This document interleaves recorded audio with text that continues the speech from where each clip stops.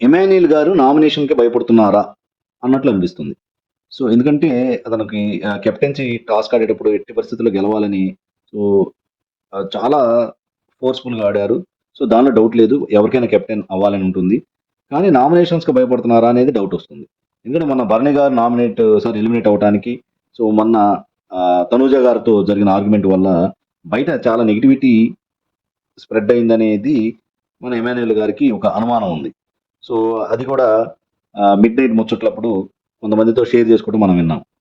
So, అందుకనే తనూజ గారితో బాగా క్లోజ్‌గా ఉండటం గాని, సో, అంతకుముందు జరిగిన డ్యామేజ్‌ని కవర్ చేసుకుంటూ ఉన్నాడు. So, at the same time ఈ టైంలో నామినేట్ అయితే ఎలిమినేట్ అవుతాడేమో అనేది భయం అతన్ని వెంటాడుతున్నట్టు అనిపిస్తుంది. సో, దీన్నేమంటారంటే కొంచెం కాన్ఫిడెన్స్ లెవెల్స్ తగ్గుతాయి. సో, అది కూడా కరెక్టే. చాలా గత 4, 5 వారాల నుంచి ఆయన నామినేట్ కాకుండా ఉన్నాడు గదా! సో, దానివల్ల ఏమైందంటే ఫ్యాన్ బేసు డిఫరెంట్ కంటెస్టెంట్‌లతో అడ్జస్ట్ అయిపోయి ఉండారు. సడెన్‌గా నామినేట్ అయితే ఏమవుతుంది? సో, ఆల్రెడీ భరణి గారి ఇష్యూలో గాని, తనూజ గారి ఇష్యూలో గాని కొంచెం నెగటివిటీ స్ప్రెడ్ అయ్యి ఉంది.